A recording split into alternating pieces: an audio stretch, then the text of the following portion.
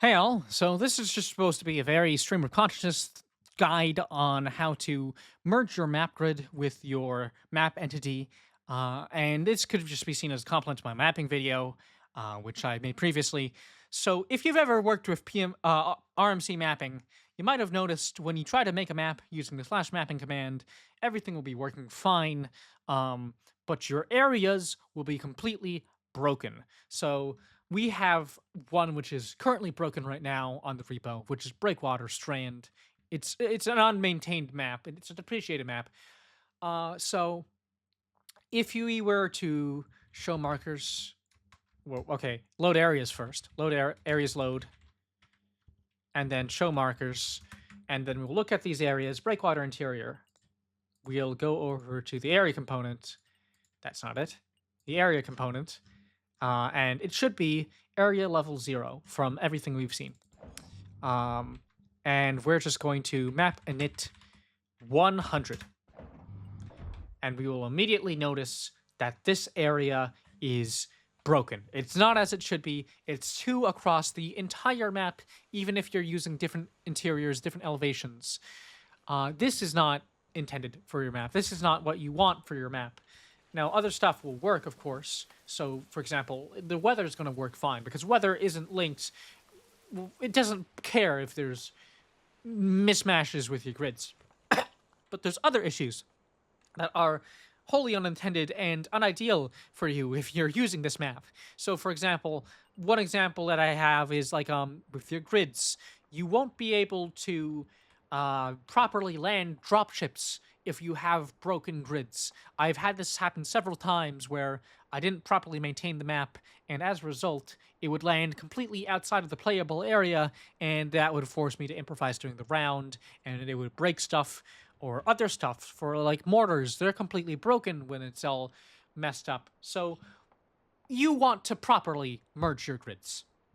How do you do this? Well, it's very simple. You just have to go into your mapping folder, and I've already pre-prepared them right here in Notepad. We have Breakwater Strand Demo, which is the demonstration version of the map, which I've pulled up, and I have one which I've already fixed in advance of Breakwater Strand. I've done this like 3 times now. Anyhow, we will go through this bit by bit. First thing you note is that there's 2 grids here. We want this to be completely just isolated into 1 grid. That is what we're aiming for. So we're just going to do this and replace it with a 1. We're going to scroll down here, and this is where we're going to find our first stuff that we need to start chopping away at. Firstly, as you can see here, there's only 1 UID here, but there are 2 UIDs here, which we don't want. There's also a bunch of other components here that are extraneous or otherwise not useful for what we're trying to do with this map.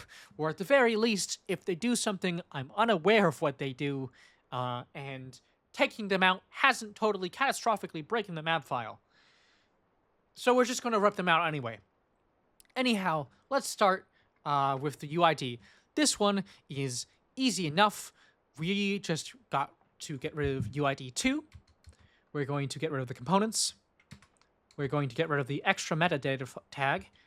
We're going to get rid of the extra name over here. Transform will get removed, as well as the position. Parent 1 will be removed. But we're going to keep map grid. Map grid is going to be useful later. Let's just make a quick space for you, and we will revisit you. Don't worry. This massive chunk over here is dedicated towards weather events on the map. We don't really care about this RMC weather cycle. It's not useful for what we're trying to do, so we're just going to skip over it. Occluder tree is... I don't know. There's probably somebody who knows what that does. I am not that person, but I was able to rip it out of the map without there being any catastrophic issues, so we're just going to get rid of it. Same thing with broad phase. I don't know what this does. It isn't useful for my mission. I get rid of it. Grid tree is actually in the wrong location. We want the grid tree and map grid to be at the bottom of this. Otherwise, all the floors aren't going to load. So we're just going to Control X, delete, break that, and then we're going to put it over here. See? Now that's matching. Now, over here in the name, this is optional, but it's very useful for keeping track of it in your teleportation menu, especially when you have a couple other grids, which I do when I'm doing my job as a game master. We're just going to rename this breakwater. Now, let's just look at both of these and confirm. So we have UID1, yep. Components, yep. Metadata, breakwater, transform, map paths true, weather cycle, we'll skip over that.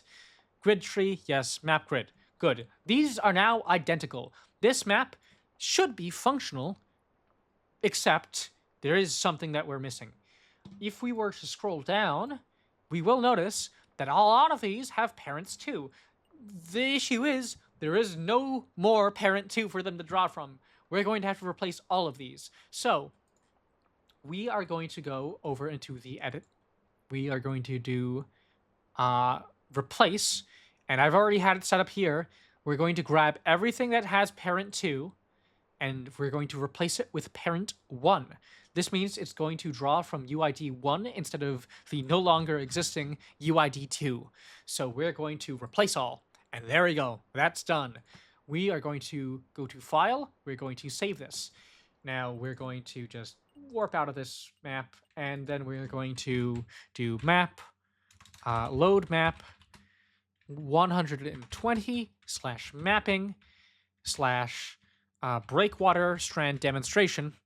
And I saved it, so this should be loading from the new file, and I'm going to press enter. It has been loaded, and if you look over here, there you go. It has the proper name.